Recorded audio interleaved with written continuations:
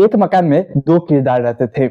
एक किरदार जो कि लंबे समय से अपने घर में नहीं आता था, लेकिन उसकी लाइन का जो कनेक्शन होता है वो हमेशा चालू रहता था। उसी के इस मकान में दूसरा किराएदार जो था वो हमेशा रहा करता था और बिजली बचाने को सोचता था। होता क्या है कि देखता है कि कई महीनों से वो एक किराएदार है बगल में, जो कि घर में आता नहीं है, बस हर महीने अपने मकान मालिक को वो पैसे भेजा करता है। उसकी जो बिजली का कनेक्शन है वो हमेशा ऑन रहता है। तो ये किरदार जो है वो सोचता है कि मैं उसका कनेक्शन काट दूं, जिससे 200-300 रुपए बच जाएंगे, जिससे मेरा जो बिजली लगता है उसमें 200-300 रुपए का मेरा फायदा होगा, तो 300 रुपए कम खर्च होंगे। ये सोच के वो अपने पड़ोसी का यानी कि अपने बगल वाले कमरे का लाइन काट देता है। जैसे वो लाइन कटता है 24 घंटे भी नहीं बीतते हैं, पूरे मोहल्ले में एक दुर्गंध फैलती है। ये दुर्गंध इतनी तेज होती है कि मोहल्ले वाले परेशान होते हैं। वो फोन पुलिस को कॉल करते हैं, पुलिस पहुंचती है और जिस कमरे का लाइन काटा गया था उस कमरे में घुसती है। जब कमरे में घुसती है तो उसमें रखा हुआ था एक फ्रिज। उस फ्रिज में एक लाश थी। जब ये लाश सामने निकलती है तब पता चलता है कि लाश पिछले 10 महीनों से रखी गई है। उसके बाद ये घटना के पर जो पुलिस खुलासा करती है, तमाम सोशल मीडिया पे चर्चा फैल जाती है कि आखिर कौन है, क्या है और पूरी कहानी क्या है। तो चलिए क्या है पूरी कहानी मैं आपको बताऊं। तो नमस्कार, मेरा नाम है विवेक सिंह और एक नई सच्ची घटना आपका स्वागत करता हूं। इस कहानी को अंत तक सुनिएगा। कहानी के में जो होता है वो आप गौर सुनिएगा और समाज में जागरूकता फैलाइएगा। चलिए मैं कहानी को शुरू करता हूँ। तब तक अगर आप नए हैं चैनल पे तो सब्सक्राइब कर लीजिए।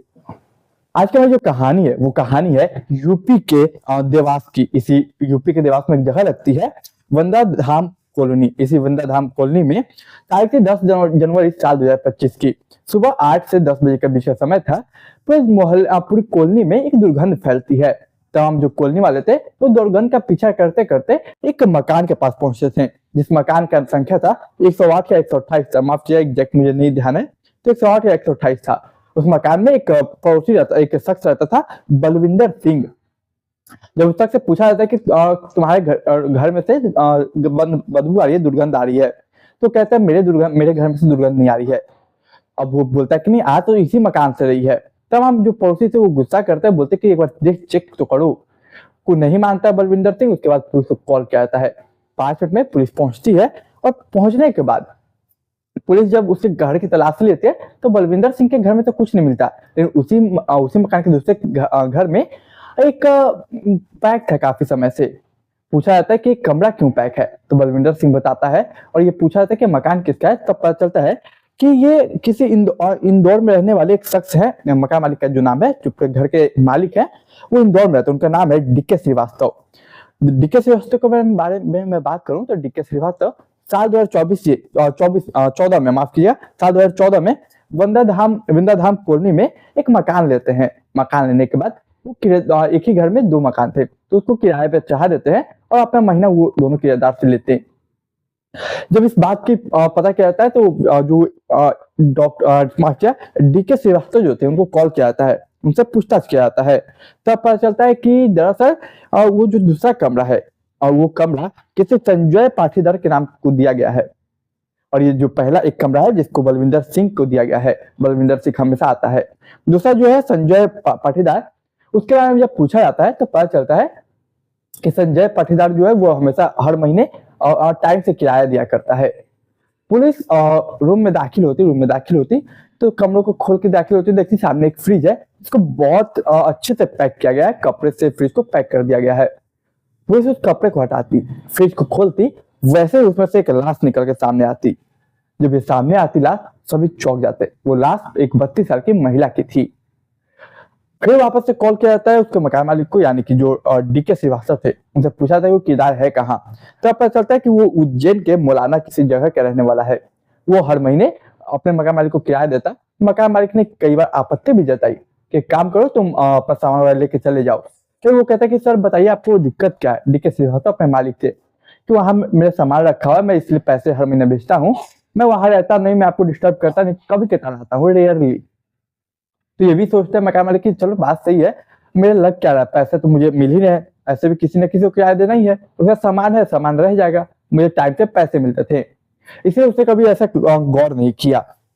लेकिन देखिए जब फ्रिज का दरवाजा खुला, लास्ट मिली 32 साल की महिला की, तो सवाल ये था कि आखिर महिला है कौन। उसकी पूरी बॉडी ब्लैक पड़ चुकी थी। इससे इसके बारे में पूछताछ की जाती है, इंक्वायरी की जाती है। फिर इसके बाद उसका एड्रेस लिया जाता है, जो कि उज्जैन में मुलाना में रहता था जो संजय पाटीदार।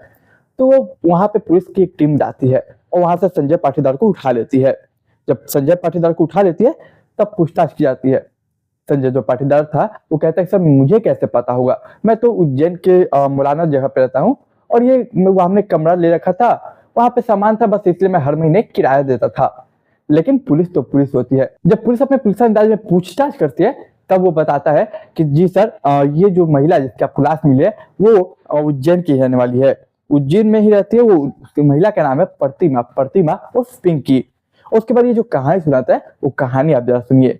वो कहानी कुछ यूं थी कि ये जो पिंकी थी, माफ की, हाँ पिंकी और प्रतिमा, वो साल 2016 में एक शख्स से वो लव मैरिज करती है। वो शख्स का नाम था सुभाष महेश्वरी।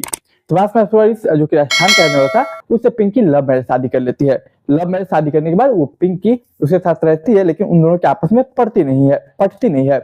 और जब नहीं पटती है तो वो दोनों अलग हो जाते हैं। और परिवार वाले जो थे पिंकी के, वो इस बात से बहुत नाराज रहते थे। और जब ये नाराज रहते थे तो पिंकी अपने परिवार के साथ भी नहीं रह सकती थी और पति को उसने छोड़ दिया था। यूं ही साल 2023 की बात है। साल 2023 में वो लोग क्या करते हैं कि साल 2022 से 23 की बात है, अचानक से सड़कों पे संजय पाटीदार और ये जो पिंकी थी वो दो मिलते हैं। मिलने के बाद इनके बीच दोस्ती होती है, दोस्ती प्रेम में बदलता है। हालांकि संजय पाटीदार वो भी शादीशुदा व्यक्ति था, लेकिन साल 2023 में इसी विंदा धाम कॉलोनी में दोनों एक रूम लेते हैं, कमरा लेते हैं। कमरा लेने के बाद डीके श्रीवास्तव के यहाँ कमरा लेने के बाद दोनों एक दूसरे के साथ पति पत्नी की तरह रहते हैं। पूरा जो मोहल्ला था उनको पति पत्नी मानता और पति पत्नी की तरह वो ट्रीटमेंट देते हैं। मतलब कि महिला कभी बाहर निकलती, बातचीत होती, तमाम चीज जो होता है एक पति पत्नी के गृहस्थी में जो होता है वो सभी चीज मोहल्ला के साथ रिश्ता वैसा था।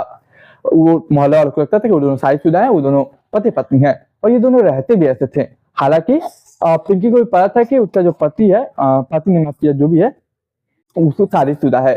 समय गुजरता है तो साल 2023 में अचानक से शादी के लिए वो साल 2023 में दबाव देने लगती है कि मुझे शादी करनी है। संजय पाटीदार कहता है मैं तुमसे शादी नहीं कर सकता, मैं ऑलरेडी एक जगह शादी हो चुकी है, ये बात तुम्हें पहले से पता है। लेकिन वो दबाव बनाने लगती है। अब इनके बाद इसके बाद साल 2024 में इन दोनों के बीच तनाव बढ़ने लगता है। 2023 के लास्ट तक 24 की स्टार्टिंग में जब तनाव बढ़ने लगता है, तनाव से झगड़ा होने लगता है दोनों के बीच। ये झगड़ा देखते देखते मार्च में कुछ ज्यादा बढ़ जाता है। मार्च में यूं ही लोगों के बीच एक झगड़ा हो रहा था। इस झगड़े में दोनों के बीच काफी बहस होती है। बहस होते होते होता क्या कि दुपट्टा जो था वो ये संजय पाटीदार ले लेता है, उसके दबाने की कोशिश करता है गला। उसी बीच संजय पाटीदार का एक दोस्त था विनोद इंदौरिया, जो कि इंदौरी का रहने वाला था। तब विनोद इंदौरिया पहुंच जाता है। इधर जो महिला थी यानी कि पिंकी उर्फ प्रतिमा, वो अपनी जान बचाने के लिए आवाजें निकालती है, चीखती है, चिल्लाती है। क्यों? क्योंकि उसे जो दुपट्टा से गला कसा जा रहा था वो काफी तेज था, उसे दर्द होता है, तकलीफ होती है। ये जो आवाज निकली थी, उसका जो दोस्त आया था विनोद, वो आकर उस महिला यानी कि प्रतिमा और पिंकी का मुंह दाब देता है ताकि वो आवाज ना निकाल पाए, उसका दोस्त बच जाए। देखते देखते कुछ ही समय में पिंकी की मृत्यु हो जाती है वहां पे। अब ये दोनों घबरा जाते हैं। अब सवाल ये कि करे तो करे क्या। फिर इनके बाद एक दिमाग आता है और दिमाग के अनुसार वो लोग क्या करते हैं कि उस लाश को फ्रिज में डाल देते हैं। फ्रिज में डालने के बाद उस फ्रिज को अच्छे से पैक कर देते हैं और उसके बाद लगभग 1-2 महीने के अंदर ही वो वहां से निकल जाता है और हर महीने अपने मकान मालिक को टाइमली किराया दे दिया करता और लाइन इसे इसलिए ऑन रखता ताकि वो फ्रिज चलता है, स्मेल बाहर ना जाए और किसी को पता ना चले। फ्रिज ऑन करके वो चला जाता और कमरे को में सामान रहने देता और किराएदार मकान मालिक को कहता कि उसमें मेरा सामान है। और ये घटनाक्रम का खुलासा जब 10 जनवरी साल 2025 को होता है, केवल एक बगल में किराएदार रहने वाला जो कि 200-300 रुपए बचाना चाहता था बिजली के माध्यम से, उसकी वजह से ये घटनाक्रम का खुलासा होता है। जब ये कहानी तमाम सोशल मीडिया पे आती है, सच्चाई खुलती है, सभी लोग हैरान थे। तो देखिए ये घटनाक्रम सुनाने का उद्देश्य, ये कहानी सुनाने का उद्देश्य किसी की भावना को, किसी के दिल को ठेस पहुंचाना नहीं, केवल समाज में जागरूकता फैलाना है। तो मैं उम्मीद करता हूँ आपको आज की कहानी पसंद आई होगी। और आप चैनल पर नए हैं तो सब्सक्राइब कीजिए, अपने विचारधारा कमेंट बॉक्स में जरूर रखिए, मेरे चैनल को सब्सक्राइब कीजिए, अपने दोस्त रिश्तेदार परिवार के साथ शेयर करें। मैं मिलूंगा एक नई कहानी में कल रात 9 बजे। तब तक के लिए मुझे इजाजत दीजिए।